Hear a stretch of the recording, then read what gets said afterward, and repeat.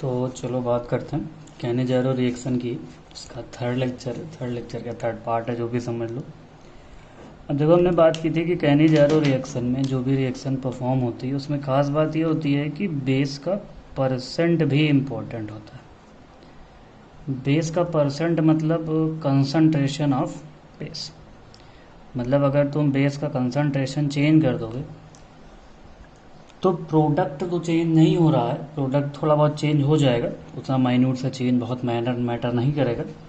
लेकिन सबसे बड़ी बात है कि ऑर्डर चेंज हो जाते हैं। ऑर्डर चेंज हो जाते हैं तो उसके लिए अगर हम एक एग्जांपल से शुरू करते हैं, जैसे हमारे पास फॉर्मल्डिहाइड है, और अगर हम फॉर्मल्डिहाइड को 100% क्यूएच के साथ ट्रीट कर दें, मतलब बेसिकली यहाँ पे है कि concentration of OH minus very high. अगर concentration of OH minus very high होगी तो हमें जो प्रोडक्ट मिलेगा वो प्रोडक्ट मिलता है CH3O माइनस और साथ में HCO2 माइनस। मतलब ये थोड़ा सा अजीब केस हो जाता है। और सबसे ख़ास बात, अगर तुम इस रिएक्शन का रेट लिखोगे तो इस रिएक्शन का रेट K4 होगा, साथ में HCOH का पावर 2 और KOH का भी पावर क्या आ जाएगा 2। मतलब जो इसका ऑर्डर ऑफ रिएक्शन होगा, ऑर्डर ऑफ रिएक्शन 4 हो जाता है। मतलब ये कुछ ही रिएक्शन है जो तुम्हारे सिलेबस में हैं जो ऑर्डर 4th ऑर्डर की रिएक्शन शो करती हैं, तो उसमें से एक ये कैनिजारो रिएक्शन होती है। और इसका जो मैकेनिज़्म होगा वो भी समझेंगे। मैकेनिज़्म थोड़ा सा डिफरेंट होता है। इसको अगर तुम यहाँ पे मैनेज करोगे तो यहाँ पे 2 मैनेज कर लेना, मतलब 2 मॉलिक्यूल यूज़ कर लोगे तो ये रिएक्शन आगे बढ़ जाएगी। अब समझते हैं इसका मैकेनिज़्म। मतलब ऐसा होता क्या है इस वाली में कि इसका ऑर्डर 4 है, ऑर्डर 4 से ज़्यादा इम्पॉर्टेंट इसकी मैकेनिज़्म होती है। इसकी मैकेनिज़्म को ध्यान से समझना, क्योंकि थोड़ा सा डिफरेंस है जो हमने पिछली मैकेनिज़्म पढ़ी थी जस्ट कैनिजारो रिएक्शन की। ये कौन सी कैनिजारो, तुम इसे भी सेल्फ कैनिजारो कह सकते हो, क्योंकि ये भी मतलब खुद के ही मॉलिक्यूल का ऑक्सीडेशन हो रहा है, खुद उसी मॉलिक्यूल का रिडक्शन भी हो रहा है। अब समझो ये मैकेनिज़्म होती कैसे।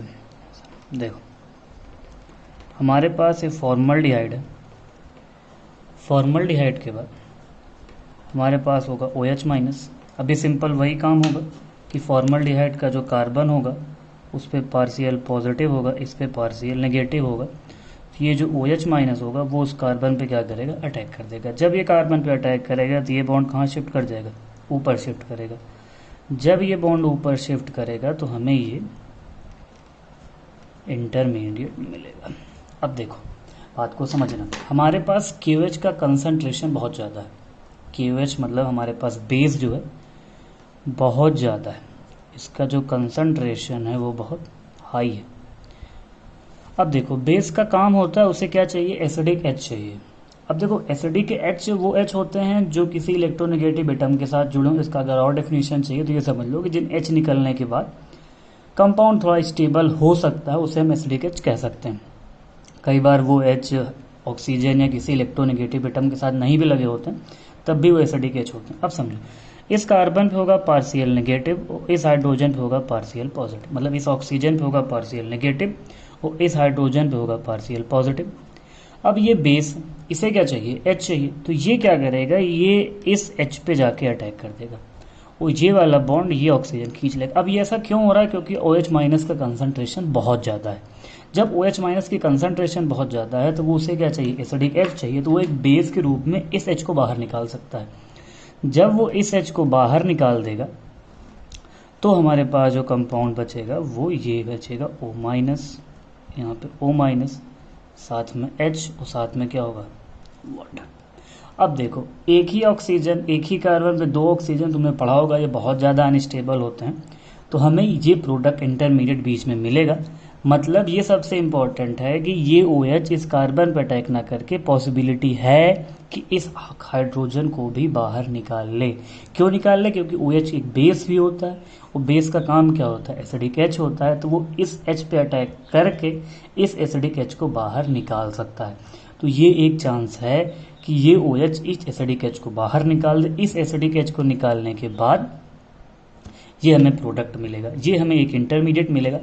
अब समझो ये इंटरमीडिएट मिलेगा तो हमारे पास अभी भी दूसरा फॉर्मल्डिहाइड का मॉलिक्यूल है। अब दूसरा फॉर्मल्डिहाइड का मॉलिक्यूल है, अब समझो इसके बाद 2 H हैं, मतलब ऑक्सीजन के बाद 2 नेगेटिव हैं। अब ये हो भी नहीं सकता कि O2 नेगेटिव के रूप में निकल भी नहीं सकता। मतलब अभी तक ये था कि इस मॉलिक्यूल में OH माइनस एक, मतलब थोड़ा बहुत, फिर भी बहुत अच्छा तो नहीं लेकिन थोड़ा बहुत लिविंग ग्रुप है किसके कंपेरिजन H माइनस के। लेकिन यहाँ पे जो O2 माइनस है, O2 माइनस किसी भी हालत में नॉट लिविंग ग्रुप, मतलब 2 माइनस के साथ वो निकलेगा ही नहीं। तो जब ये बैक अटैक करेगा, मतलब इनमें से कोई भी अगर ऑक्सीजन बैक अटैक करता है, जब ये ऑक्सीजन बैक अटैक करेगा तो मजबूरी में किसको निकलना पड़ेगा, H को निकलना पड़ेगा। अगर यहाँ पे इस H की जगह फॉर्मल्डिहाइड की जगह हमने कोई नॉर्मल एल्डिहाइड लिया होता तो वहाँ पे R होता, तो R भी जो होता है वो बहुत ही बेकार लिविंग ग्रुप होता है क्योंकि बहुत स्ट्रॉन्ग बेस होता है। तो यहाँ से H क्या करेगा, ये H यहाँ से बाहर होगा और ये इस पे जाके अटैक कर देगा। सबसे इंपॉर्टेंट बात ये थी कि ये स्टेप समझना कि ये जो OH माइनस है ये इस H पे अटैक कर सकता है, ना कि इस कार्बन पे। हाँ, इस कार्बन पे प्रोबेबिलिटी है, बहुत प्रोबेबिलिटी है, लेकिन ये OH इस हाइड्रोजन को भी रिमूव कर सकता है। जब ये इस हाइड्रोजन को रिमूव करेगा तो जो हमें प्रोडक्ट मिलेंगे वो हमें प्रोडक्ट आएगा, जो हमने वहाँ पे आंसर लिखा था उसका, इसका प्रोडक्ट आएगा, यहाँ पे डबल बॉन्ड आ जाएगा, C double bond O minus, साथ में क्या मिल जाएगा H, और यहाँ पे हमें मिलेगा CH3O माइनस। अगर इसके बाद तुम वाटर से रिएक्शन करा दोगे जिसको H मिल जाएगा, वो आगे हम समझ सकते हैं। तो जो ये H माइनस ट्रांसफ़र हुआ, मतलब तुम इसे हाइड्राइड ट्रांसफ़र या H माइनस का अटैक भी कह सकते हो, वो सेकेंड स्टेप में ना होकर अगले स्टेप में होता है, क्योंकि हो सकता है जब ये कंसंट्रेशन बहुत ज़्यादा हाई होगा तो ये रिएक्शन अपने आप में परफॉर्म हो सकती है। तो ये सबसे इम्पॉर्टेंट बात थी इस रिएक्शन के मैकेनिज्म में कि कैनिजारो रिएक्शन में अगर कंसंट्रेशन का बेस 100% कर दोगे, या तुम कह सकते हो कि कंसंट्रेशन बहुत ज़्यादा हाई कर दोगे, तो ये रिएक्शन है जो परफॉर्म हो जाएगी। और अगर ये रिएक्शन परफॉर्म हो गई तो मैकेनिज्म इसकी अलग तरह से प्रोसीड करेगी। और सबसे खास बात ये है कि इस रिएक्शन का जो ऑर्डर आएगा वो 4th ऑर्डर की रिएक्शन होती है।